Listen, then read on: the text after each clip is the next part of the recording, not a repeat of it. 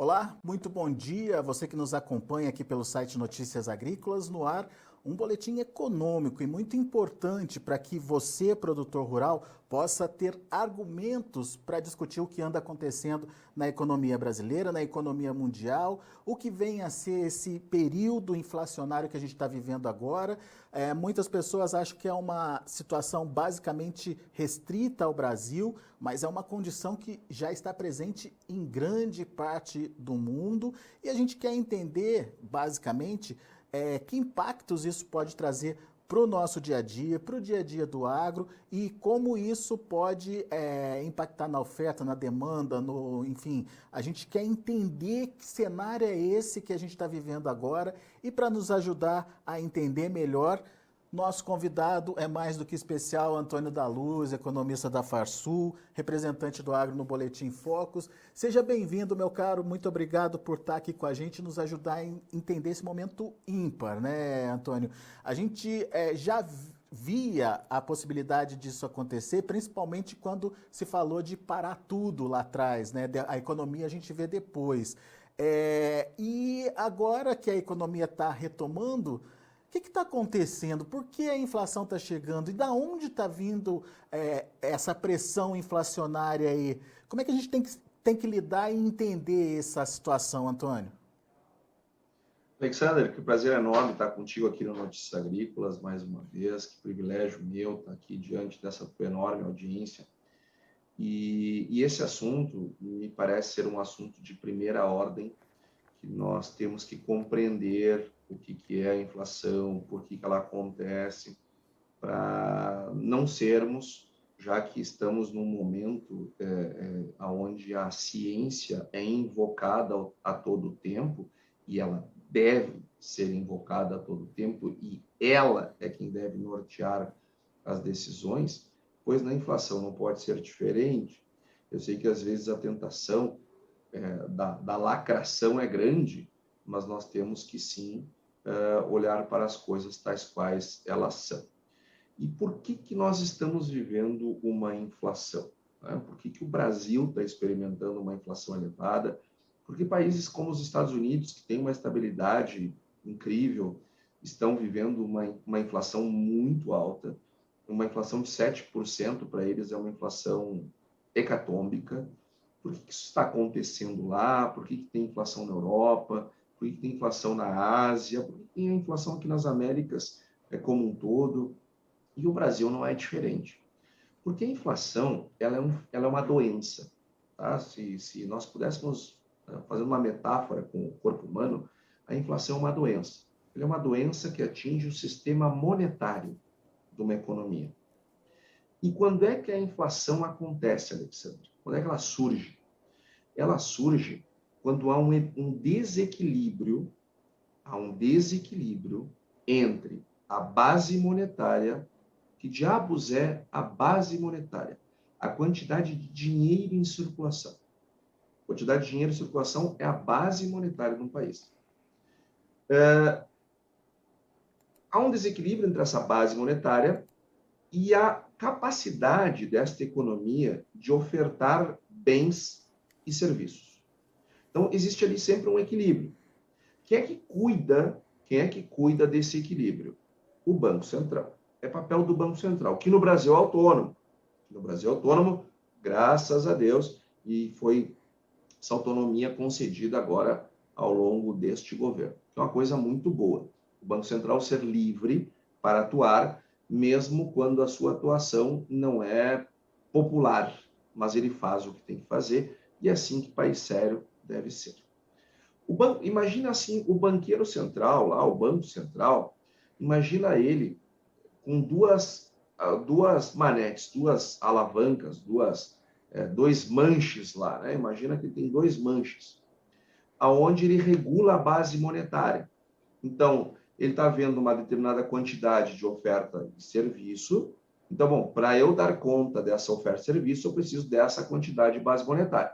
Então, se a oferta de bens e serviços está crescendo, ele baixa o manche e aumenta a base monetária. Como é que ele faz isso? Baixando a taxa Selic. Ele baixa a taxa Selic, ele amplia a base monetária da conta daquele equilíbrio, daquele novo equilíbrio, daquela nova oferta de bens e serviços. Ele tem um outro manche, que é o compulsório bancário. Ele baixa o compulsório bancário e ele, então, aumenta a base monetária. Se eu estou aumentando a oferta de bens e serviços e eu não aumento a base monetária, ou seja, eu não faço isso diminuindo o Selic compulsório, eu vou gerar deflação. Agora, se eu estou com uma oferta de bens e serviços restrita,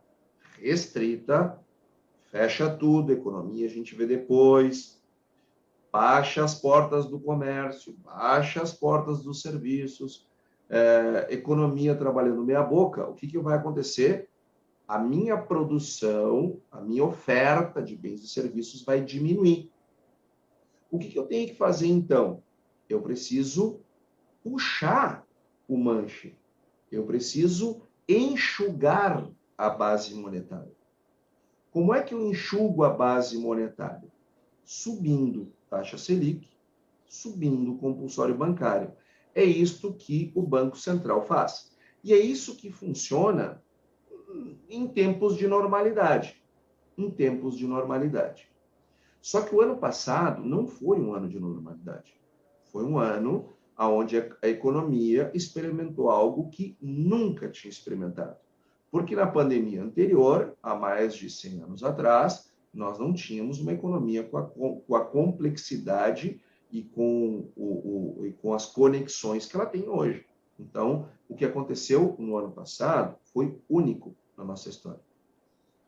E estes efeitos, e eu aqui não quero fazer um julgamento, e não vou fazer um julgamento, de que estava certo, estava errado, as medidas que foram tomadas é porque elas já foram tomadas. Eu quero olhar para os efeitos delas.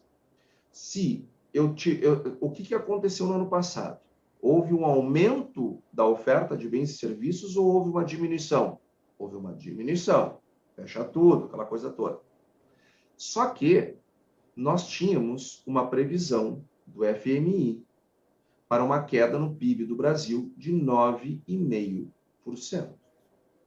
Alexander, 9,5% é uma queda de PIB de um país em guerra sendo bombardeado. Aí ele cai 9,5%.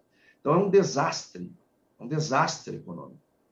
E se nós tivéssemos tido uma queda de 9,5% do nosso PIB, nós não teríamos 14 milhões de desempregados. Nós deveríamos ter, sei lá, uns 30, 40 milhões de desempregados.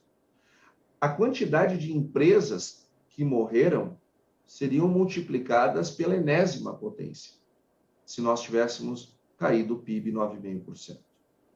Mas, então, o que o governo fez?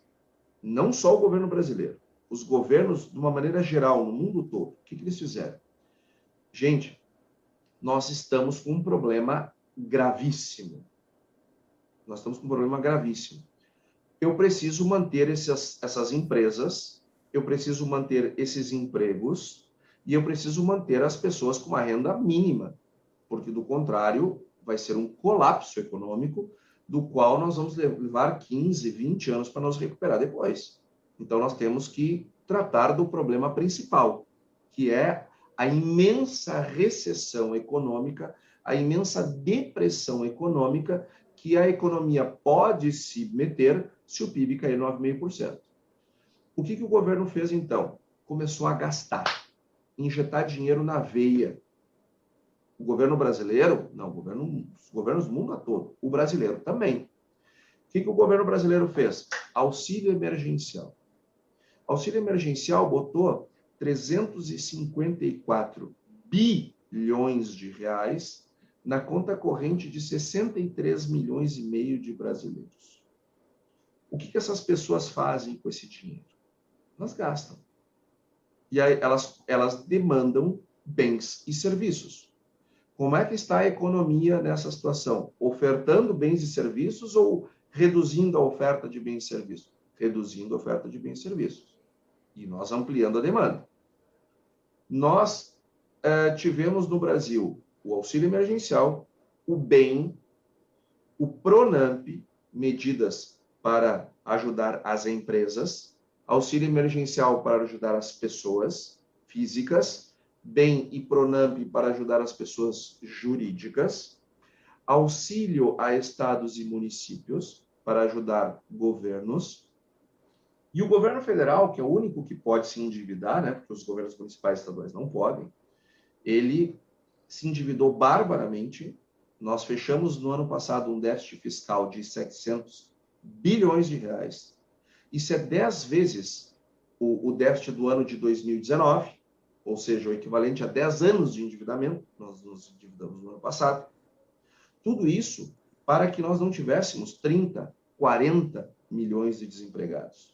Nós não tivéssemos milhões de empresas adicionalmente mortas, quebradas, que ia gerar um mar de miseráveis, ex-empresários miseráveis no país, o que ia desarranjar a economia, porque não adianta. Como é que eu vou retomar o emprego depois se as empresas todas quebraram, ou se uma boa parte das empresas pequenas e médias e microempresas, que são os grandes empregadores, quebraram? Como é que eu vou conseguir retomar depois? Então, essas medidas, elas foram absolutamente oportunas, necessárias. Eu, no lugar do ministro Paulo Guedes, teria sugerido a mesma coisa se tivesse tido as mesmas ideias. Agora, hoje, olhando a obra pronta e sendo aqui um engenheiro de obra feita, nada a acrescentar. Tudo o que tinha que fazer. Agora, esses remédios todos que foram administrados para que a economia não entrasse em colapso, ela não sucumbisse, ela não quebrasse, e nós não tivéssemos aí 10, 15 anos, 20 anos de depressão econômica, porque nós destruímos o tecido econômico do país, que deixamos, então, chegar a 40, 50 milhões de desempregados, e tivemos um mar de micro e pequenas empresas quebradas, e sem as quais eu não retomo o emprego depois. E aí, se eu não consigo retomar o emprego, eu não retomo a empresa, se eu não retomo a empresa, eu não retomo o emprego, e aí a gente fica nesse círculo vicioso por décadas. Então, nós tomamos um remédio para que isso não acontecesse, e esses remédios funcionaram. Tanto é que tivemos uma queda na economia no ano passado de 4%, não foi de 9,5%, foi de 4%. Por que foi de 4% não de 9,5%? Porque o FMI errou? Não, o FMI não errou. É porque as medidas tomadas foram corretas. Então, isso diminuiu o impacto econômico. Bom, e tanto é que nós não destruímos o tecido econômico, que a economia está se reativando e nós deveremos ter um bom crescimento esse ano. Muito bem. Nós tomamos esse remédio, mas esse remédio é muito forte. Esse remédio é muito forte. Efeito e ele gera colateral. muitos efeitos colaterais. Que efeitos colaterais são esses? Inflação. Por que que este remédio gera inflação? Lá no início da minha fala, Alexandre, eu disse que a inflação surge por um desequilíbrio entre a base monetária e a oferta de bens e serviços numa economia. Quando a coisa dá um desequilíbrio, ela gera inflação. Se a minha base monetária está aqui e a minha oferta de bens e serviços está aqui, eu vou gerar inflação. Então, a inflação é a forma de corrigir isso. Então, o que o governo fez? Ele não jogou pilhas de dinheiro na economia? Jogou. Ele não imprimiu mais dinheiro? Imprimiu. Ele não pensou em CPFs, CNPJs e governos? Pensou. Ele não pegou lá o lucro contábil das reservas internacionais e jogou para a economia? Jogou. Não ficou um déficit fiscal de 700 bilhões? Ficou. Bom, esses remédios foram tomados. O efeito colateral deles? Inflação. Porque ao jogar essa pilha de dinheiro na economia, o que eu faço com a base monetária? Eu alargo a base monetária. Mas para alargar a base monetária sem ter inflação, eu preciso ter uma oferta de bens e serviços. Eu tinha um aumento da oferta de bens e serviços? Não. Eu tinha um recuo da oferta de bens e serviços. Por conta da pandemia, por si só, faria isso, né? Por conta da crise econômica, e o fecha tudo, e a economia a gente vê depois, faz com que a oferta de bens e serviços diminua mais ainda. Como é que eu vou aumentar? Pensa lá, salão de beleza. Como é que eu amplio a oferta do serviço, né, prestado pelos salões de beleza se eles estão fechados? Os restaurantes, como é que eu amplio o comércio de alimentação fora da residência se eles estão fechados? E eu alargando base monetária de um lado e contraindo a oferta de bem e serviço do outro. É óbvio que vai gerar inflação. É óbvio. Só que a inflação, ele é um problema menor. Embora seja um problema grave, ele é um problema menor do que o destruir o tecido econômico de um país. Então, nós optamos no mundo inteiro por manter o tecido econômico e lidar com a inflação no próximo ano, nos próximos 2 anos, dependendo de cada economia. Qual é o remédio? Qual é o remédio para controlar a inflação? Se eu tenho que enxugar a base monetária. Até aumento a oferta de bem e serviço aqui, vou enxugando a base monetária aqui até que eu encontre um novo equilíbrio. Aí a inflação volta para o rumo. Como é que eu faço isso?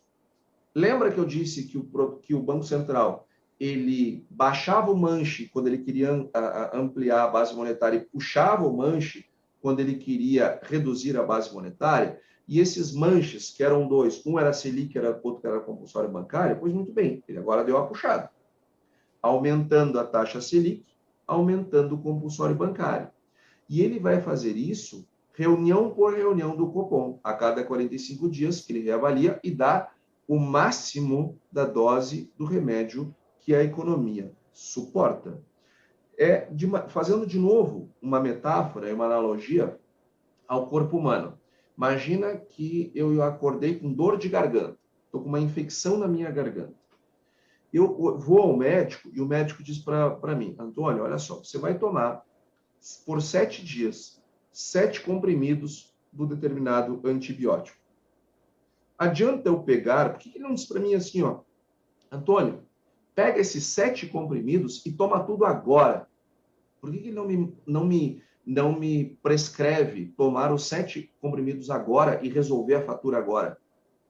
Porque aqueles remédios vão me destruir por dentro, porque eu vou ter uma superdose, eu vou me intoxicar e não vou resolver o problema. Eu preciso tomar, eu tomo um, o corpo equilibra, tomo outro, o corpo reequilibra e assim eu vou fazendo, até o 7º dia. De forma muito semelhante acontece com a taxa Selic. Eu aumento ela numa reunião, a economia se reequilibra, aumento noutra, se reequilibra lá em cima e assim eu vou fazendo. Se eu pegar a Selic e aumentar ela para 12, 13 agora, eu quebro a economia. Então, eu tenho que ir aumentando aos poucos. Então, nós vamos ter um ciclo de alta de juros longo. Nós vamos até, sei lá, vamos entrar em 2022 com certeza, e talvez até o meio do ano que vem, nós ainda estejamos num ciclo de elevação da taxa Selic. E nós vamos ter, sim, uma Selic de 2 dígitos. Por quê? Por quê, produtor? Porque a inflação hoje já está em 10 e a Selic está em 6,5. Percebe que nós hoje estamos com a inflação está maior do que a Selic e isso não dá ganho real para a Selic? Então, isso faz com que a tendência dela suba. E por que isso é importante para você, produtor? Porque se você está diante de uma operação de crédito que é pré-fixada, faça agora. Se ela for pós-fixada, saiba que até o meio do ano que vem ela vai subir. E depois vai ficar mais algumas reuniões estável, depois ela tende a cair. Aí agora vamos lá, distribuidor de insumo. Você que é distribuidor de insumo, ou você é concessionária de máquinas, implementos, coisas do tipo. E você está fazendo operações no mercado financeiro de CRA, por exemplo, tá? Ou outras.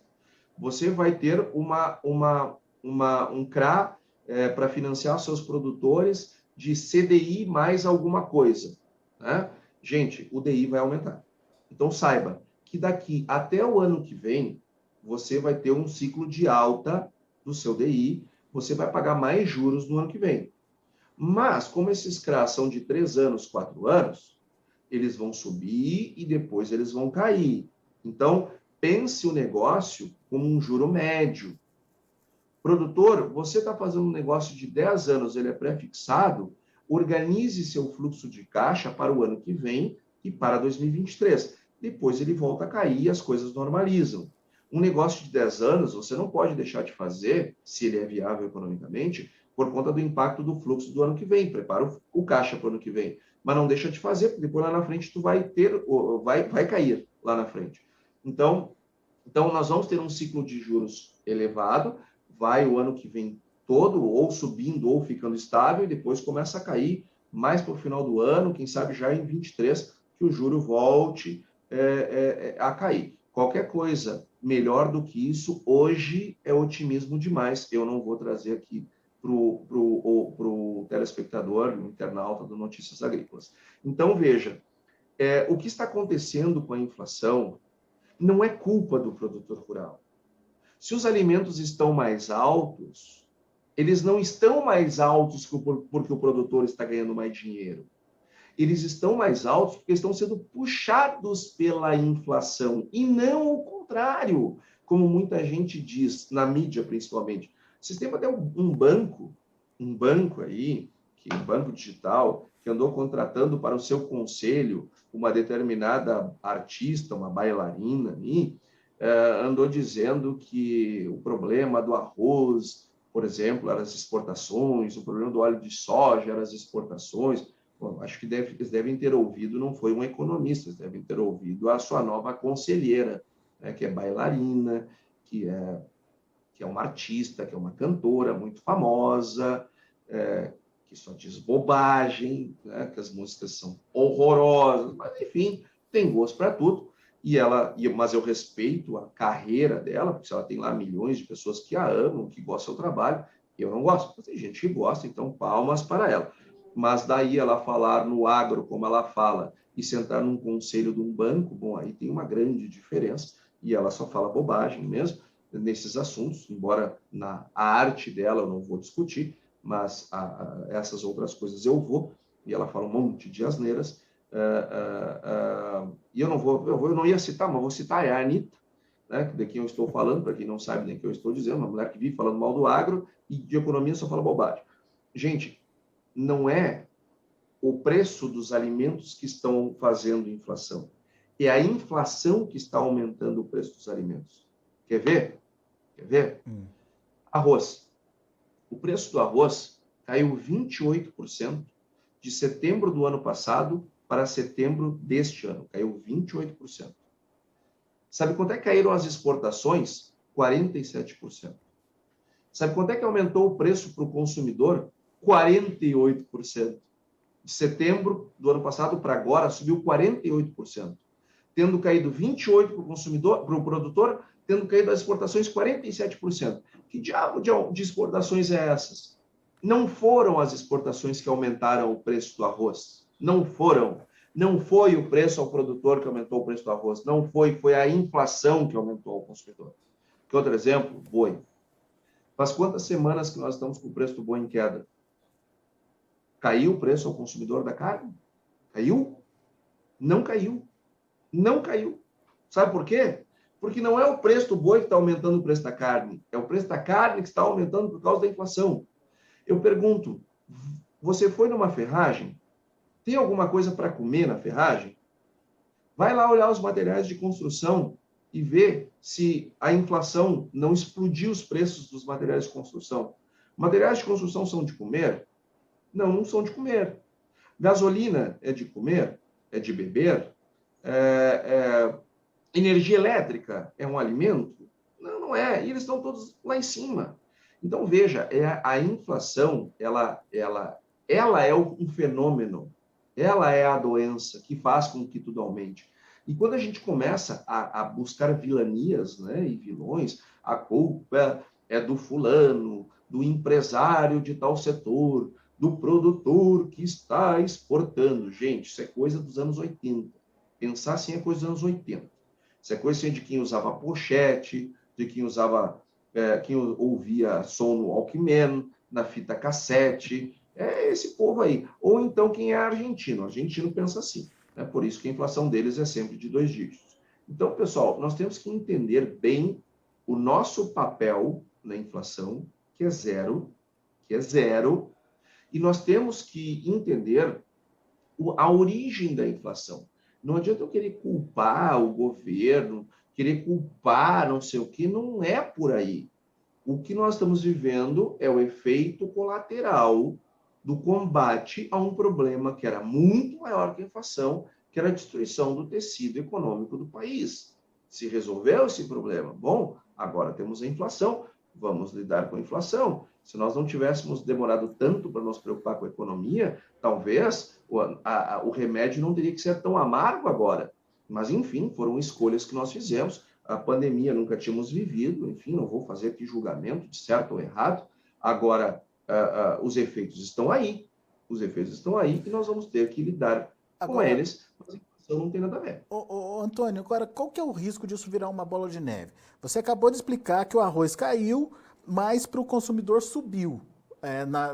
No contrário. Só que agora a gente tem para o agronegócio um aumento do custo de produção, seja pelo preço dos combustíveis, seja pela alta dos fertilizantes e até pela falta dos fertilizantes. Enfim, esse custo vai ser repassado, ou precisa ser repassado. Como é que faz essa conta agora, se o preço está caindo para o produtor? Muito bom, Alexander. A inflação, ela também pega o produtor rural. Ela também pega o produtor rural nos custos de produção dele, como você mesmo trouxe de maneira muito inteligente. Trouxe aqui um aspecto que eu não tinha abordado e que você tem toda a razão. Me salvou, inclusive, hoje. A inflação dos custos de produção, nós medimos aqui na Farsul mês a mês, desde janeiro de 2010. Nós nunca tínhamos tido uma inflação tão alta de custos de produção como estamos registrando agora, neste momento. Nunca. E sabe qual é o pior? É que vai aumentar mais. Né? Aí, então, só que tem um detalhe. Você disse que isso terá que ser repassado. Não. Isso nós não conseguimos repassar. Porque se o preço das commodities cair em Chicago, a taxa de câmbio cair, o nosso preço vai cair e dane-se que o nosso custo de produção está aumentando. Nós vamos pagar com as nossas margens. Percebe que são dois mercados? Um é o mercado de insumos, outro é o mercado de produtos. Nem sempre eles são conectados. No longo prazo eles são, mas no curto prazo não necessariamente. Então, quando essas coisas acontecem, o produtor paga com a sua pele, ele paga com o seu couro. Então, por isso que nós nos preocupamos tanto, e mais de uma vez falamos aqui no Notícias Agrícolas, pessoal, cuidado com excesso de otimismo, que essas coisas não terminam bem, porque depois vem os custos, tu tem uma onda boa, depois tu tem as outras, que nem sempre são boas, cuidado. Então Alexander, nós estamos com os nossos custos de produção lá em cima e nós não temos garantia nenhuma que os nossos preços serão melhores e corrigidos pela inflação no ano que vem, porque, afinal de contas, nós estamos dentro de um país e o nosso mercado dos produtos está dentro do mundo. Então, nem sempre essas coisas se casam de maneira correlata e nós estamos muito preocupados com a inflação dos custos. Então, assim como o consumidor é vítima da inflação, o produtor também é vítima da inflação. Bom, mas então significa o que na prática, Antônio? Que o produtor precisa tomar alguma atitude? E que atitude é essa que ele precisa tomar? Enfim, reduzir a produção dele, mas reduzir a produção, daí a gente vai gerar de novo essa falta de oferta, aumentar a inflação. Como é que é isso? É complicado de entender, né? Como é que sai disso, na verdade? Bom, o produtor ele precisa entender as tendências do que deve acontecer dado esse cenário. Se eu vou ter mais inflação, a inflação ela não tira o que ela faz? Ela diminui o poder de compra da moeda, correto? Uhum. O que eu precisava de R$ 1.000 para comprar, agora eu preciso de R$ 1.100 para comprar. Uhum. Isso é inflação. Então a minha moeda perde valor, correto? Se a minha moeda perde valor por conta da inflação, percebe que a taxa de câmbio sobe? Eu tenho uma tendência de alta da taxa de câmbio por conta que a minha moeda está perdendo valor frente à outra. Uhum. Então, primeira coisa, tendência de aumento da taxa de câmbio. Eu estou com uma... Só que se eu ver... Aí eu vou pegar dois produtores. O que vende para o mercado interno, o pessoal do leite, o pessoal do arroz, o pessoal da própria carne, da carne bovina, esse pessoal, do pessoal das frutas, dos HFs, esse pessoal todo que tem o mercado interno como seu principal mercado, o pessoal das flores e assim por diante. Pessoal, se eu tenho uma economia que está crescendo menos e eu tenho uma inflação alta, estas pessoas estão perdendo poder de compra. A Se demanda o vai ser brasileiro está menor. perdendo poder de compra, eu tenho impacto na compra, na capacidade dessas pessoas aumentarem a demanda. Então, próximo ano, 2 anos, pé no chão na hora de investir, cuidado na hora de ampliar, evite. Se é para fazer investimento, que sejam aqueles que aumentem a sua eficiência e baixem seu custo operacional. Não faça investimento para aumentar a produção, faça investimento para melhorar a eficiência. Se você já aumentou a eficiência do que pôde, fique na sua, quietinho, invista em caixa, fortaleça seu negócio. Se você é um produtor que produz produtos voltados para o mercado externo, o que você tem que cuidar? Se você está fazendo uma compra de insumos e usando CPR para isso, e essa CPR é pós-fixada, baseada no DI, saiba que lá em março, abril, maio, quando você se encontrar com a sua fatura, você vai ter uma surpresa desagradável.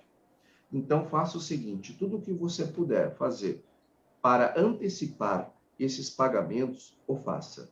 Se você tiver na dúvida, olha, o negócio está muito bom, o cenário está muito bom, eu nunca tive um lucro como eu tive esse ano, que coisa maravilhosa que é esse mercado.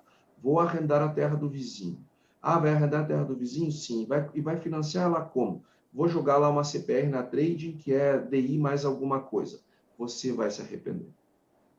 A chance de você se arrepender é enorme. Faça o seguinte, não pegue a área do seu vizinho.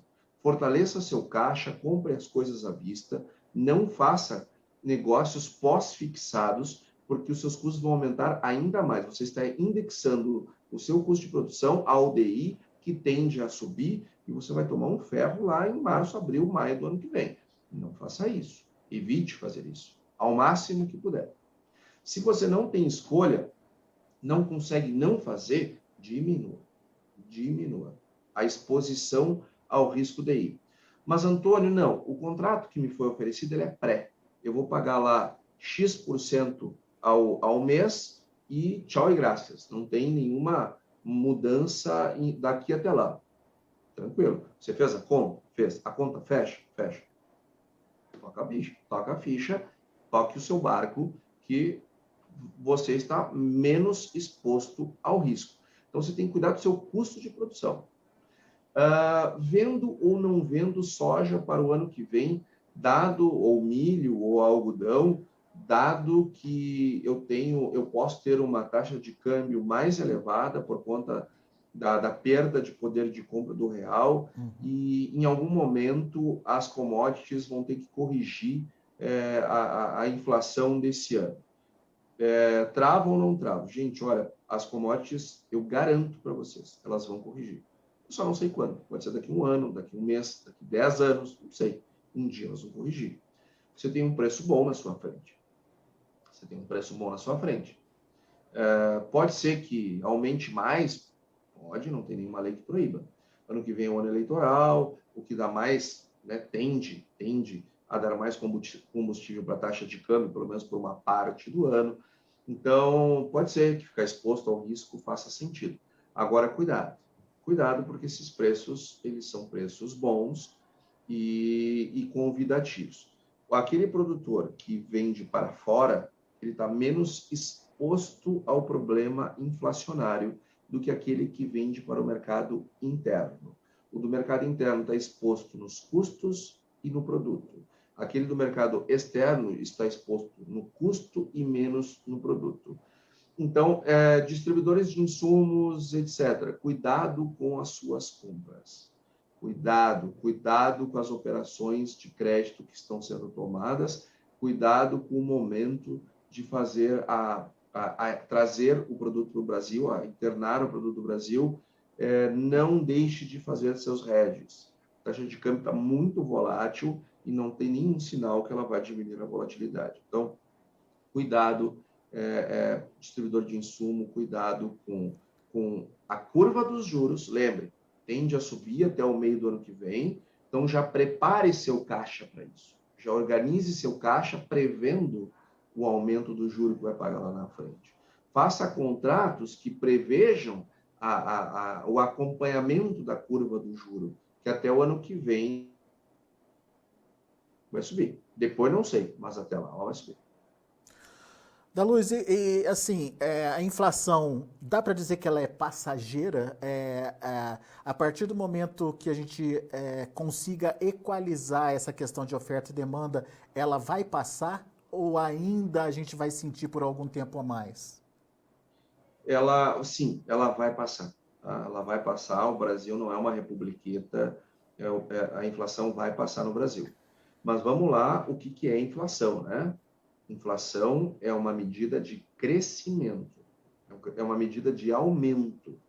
Então, quando eu digo assim, ó, a inflação vai cair, eu não estou dizendo que os preços vão cair. Eu dizer, Alexander, lá pelo meio do ano que vem, a inflação vai estacionar. Vai voltar para as metas do Banco Central. Eu não estou dizendo que a inflação, que os preços vão voltar ao que eram, porque preços caírem não é inflação, é deflação. Eu não estou dizendo que no Brasil vai ter deflação, não é isso. Eu estou dizendo que a inflação vai voltar para o rumo. O que é voltar para o rumo? É voltar os preços a crescerem às taxas que vinham crescendo. Eles crescem assim e esse ano eles fizeram assim. Eles vão voltar a crescer assim. Agora, voltar para os preços que estavam, esquece. Isso é deflação. Não deve acontecer. O que deve acontecer é nós sair de uma inflação de 2 dígitos e voltar para uma inflação de 1 dígito.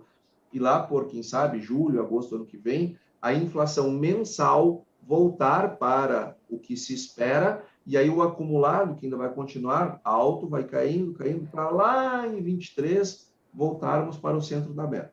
Mas nós devemos sim ter inflação elevada por um bom tempo, mas vamos voltar a ter uma inflação civilizada, eu não tenho a menor dúvida disso, e vamos voltar a ter Selic mais baixa, basta, né, também, claro, isso tudo mais constante, né, desde que o governo não faça nenhuma bobagem, desde que nós não entramos em default, desde que nós cuidemos do lado fiscal do Brasil, desde que no ano que vem a gente não parta para o populismo, para o tudo ou nada, né, para ganhar a eleição. Bom, se nós não fizermos bobagem, nós vamos sim ter inflação de novo dentro das metas e vamos ter Selic de novo bem baixo.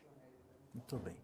Bom, Antônio, então só para resumir a nossa conversa, inflação, ela tende a continuar ainda até encontrar um ponto de equilíbrio, novos patamares de preços que justifiquem aí uma estabilização, ou seja, a gente vai ter uma mudança no patamar de preços, isso é fato. A gente vai trabalhar um ponto acima aí do que a gente trabalhou nesses últimos anos.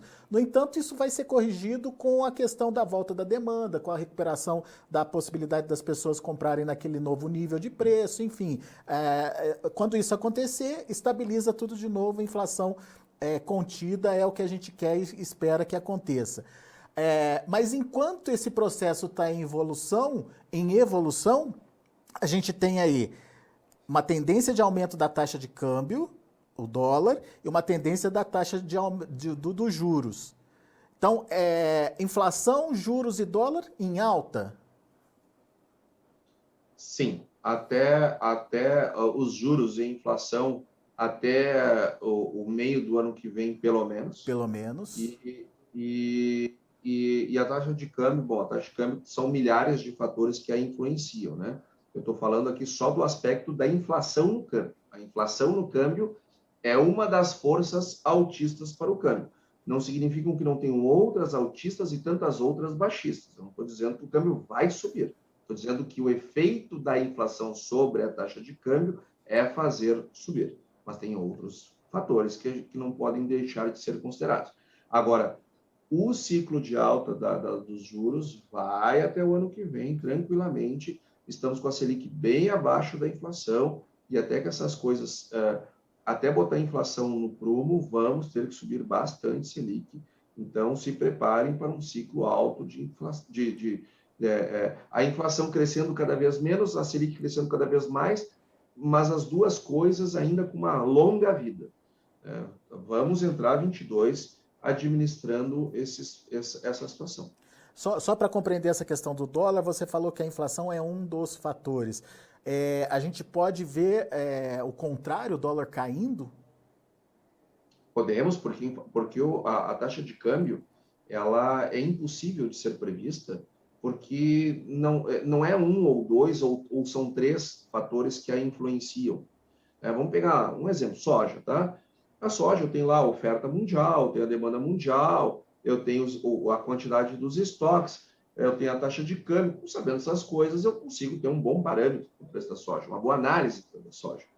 É diferente da taxa de câmbio, eu tenho centenas de fatores influenciando. Porque a inflação é uma coisa que atinge o real, mas ela não atinge o dólar. E a taxa de câmbio é uma taxa pela outra. A inflação americana vai mexer na taxa de câmbio, pelo lado do dólar. Então, o lado fiscal do Brasil, ele é um problemaço. Então, se eu tiver uma perspectiva de melhoria substancial no lado fiscal brasileiro, eu posso ter uma taxa de câmbio para baixo, porque melhora. Se eu tenho uma taxa de crescimento, o Brasil crescendo acima do esperado, eu fortaleço o real por outro lado. Então, eu tenho a próprio ambiente político, institucional, influencia a taxa de câmbio. Então, é muito difícil, Alexander, prever o que vai acontecer com o câmbio. O que dá para dizer é que um dos efeitos é a inflação do real, a inflação no Brasil sobre o real, que no caso, à medida que aumenta, é altista para câmbio, porque o real perde valor, frente a todos, por conta que a inflação corrói seu valor. Agora, isso quer dizer que a taxa de câmbio vai subir com certeza? Não, porque depende de um universo de outros fatores, os quais não estão sendo considerados aqui. Legal. Muito bom, uma aula aqui para nós. Antônio da Luz, muito obrigado pela sua participação, mais uma vez, trazendo fundamentos e argumentos, né, para que a gente possa discutir essa questão da inflação, porque muitas vezes a gente ouve calado que as pessoas estão falando e, enfim, não consegue discutir, mas baseado nos argumentos que você trouxe para a gente, eu acho que é muito possível a gente promover uma discussão eficiente e mostrar de fato o que aconteceu e que pode acontecer com o Brasil daqui para frente. Muito obrigado por essa aula, Antônio da Luz. Imagina, eu que agradeço a oportunidade de estar aqui contigo, Alexander, e desejo a todos um excelente dia. Grande abraço, meu amigo. Até a próxima. Antônio da Luz, economista da Farsul, Federação de Agricultura, lá do estado do Rio Grande do Sul, aqui com a gente, conceituando inflação, explicando direitinho o que aconteceu, por que a inflação está subindo, como ela pode impactar no seu negócio, quais são os investimentos a se fazer nesse momento. Lembra que ele falou? Esquece contrato pós-fixado. Isso aí pode te dar um tombo lá na frente, a não ser que você se planeje para isso. Mas opte por contratos ou por, enfim, questões de financiamentos aí pré-fixados, que são mais importantes e mais fáceis de serem controlados nesse período aí de subida da inflação e dos juros. E que essa subida ainda tende a continuar, tanto de inflação quanto de juros. Juros ainda um pouco mais que a inflação até meados do ano que vem. O dólar, a tendência é de alta também, porém o dólar tem outros fundamentos que justificam aí a sua precificação, então não dá para dizer que ele vai acompanhar a inflação e juros, mas a tendência é de alta sim também para o dólar. Muito bom, a gente agradece, portanto, a participação do Antônio da Luz. Para você, a gente agradece a sua participação e a audiência. Daqui a pouco tem outras informações e mais destaques. Continue com a gente. Se inscreva em nossas mídias sociais. No Facebook, Notícias Agrícolas. No Instagram, @Notícias Agrícolas. E em nosso Twitter, @Norteagri. E para não perder nenhum vídeo, não se esqueça de nos acompanhar no YouTube e na Twitch, Notícias Agrícolas Oficial.